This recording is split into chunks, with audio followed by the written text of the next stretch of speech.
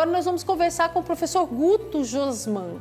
Guto Josman, eu acho que eu falo o nome dele certo. Ele está lá no Vaticano e nos traz as últimas informações do que aconteceu e acontece no sínodo sobre a sinodalidade. Professor Guto, boa tarde.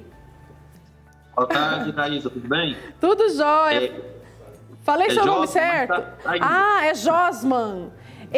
Aos poucos. Aos poucos a gente vai aprender o nome. Ô, Guto, eu fiz questão de falar, será que eu estou falando o nome dele certo? Que até a gente terminar essas participações aqui, essa nossa conversa, eu tenho que aprender a falar seu nome, hein? Josman, é isso, não é? Tá certo. Tá, isso. Agora tá certo. Ô, Guto, professor, conta pra gente, pro pessoal que está acompanhando o Almanac, quais são os recentes destaques aí do sínodo? Nós estamos entrando na última semana do sínodo, né? O sínodo termina agora dia 29. Para quem lembra aí, ele começou dia 4 de outubro. Na verdade, não começou. Começou a segunda grande etapa. A primeira grande etapa foi a etapa das escutas, né? Que começou lá em 2021, 2022, 2023. E agora nós chegamos, então, na segunda grande etapa, que é essa etapa em que aquilo que foi feito nas comunidades estão sendo refletidos aqui nesse sínodo. Então, estamos entrando na última semana. E é talvez aí a semana mais importante desse sínodo, porque começa a elaborar aquilo que hoje foi dito aí, o documento do povo, né, para ser devolvido ao povo. Uhum.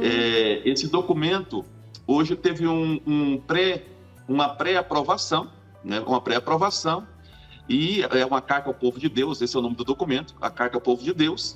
E no sábado, esse documento será lido na íntegra.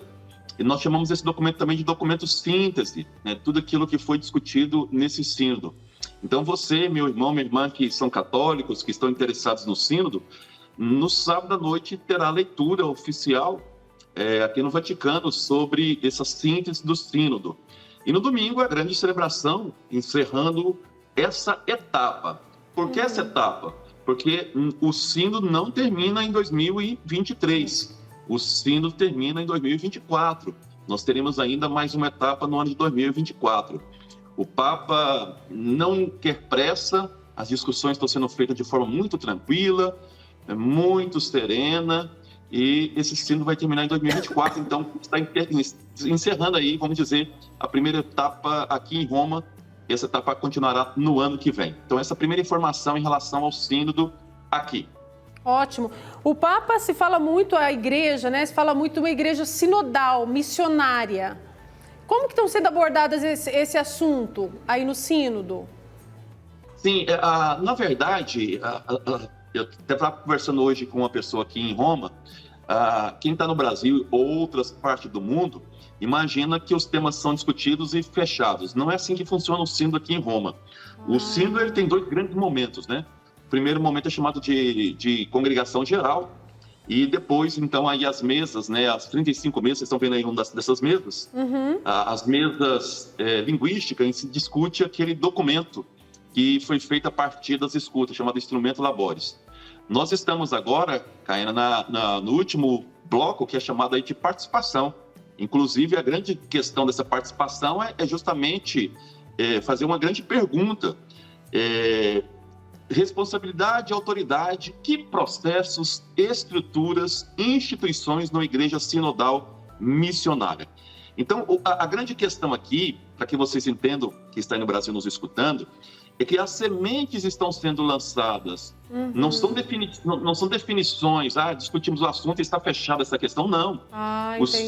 Isso é a ideia de participação. Uhum. Se discute, vai se fazer aí esse documento final, finalizou? Não, devolve-se para as comunidades, para novas discussões, retorna para Roma para o ano que vem novamente.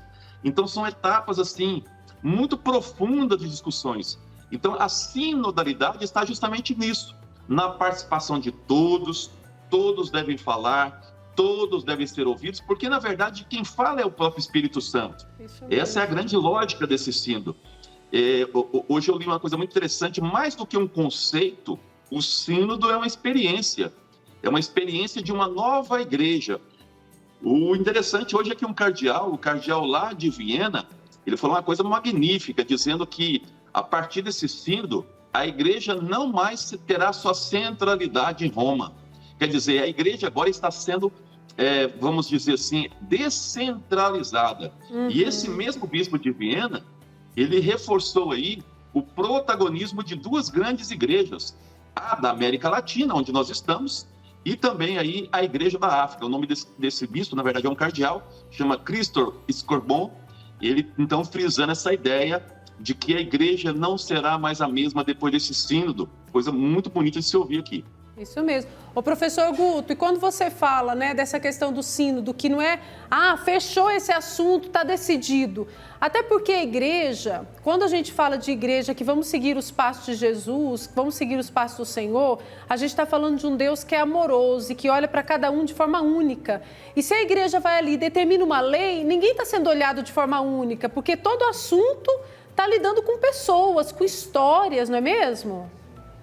E a grande questão é que nós somos uma diversidade, né? Não existe uma igreja homogênea, onde todo mundo é romano no sentido literal da palavra. Somos latinos, somos africanos, e mesmo na África, você imagina a diversidade de culturas. No Brasil, 5 grandes regiões, com a diversidade cultural enorme, África, Ásia, a própria Europa.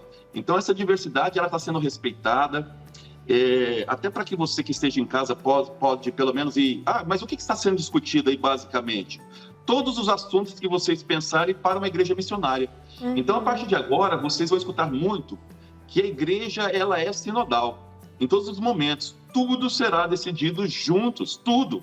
Então, cai em tese essa questão de uma igreja piramidal, né, onde tem o padre e nós não somos nada. Os leigos foram chamados muito agora à corresponsabilidade, porque somos batizados, participamos da mesma igreja, temos direito à voz como qualquer pessoa.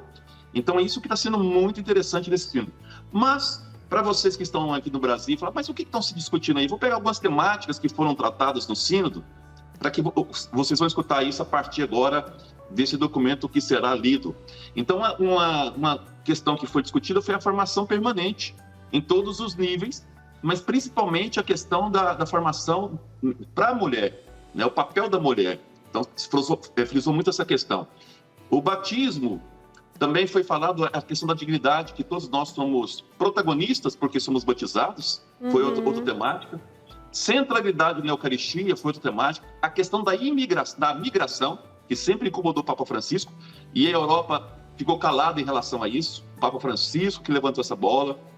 A questão dos abusos, né, em todos os livros que nós conhecemos já, a questão da perseguição, a questão dos pobres como opção, foi tratada aqui também.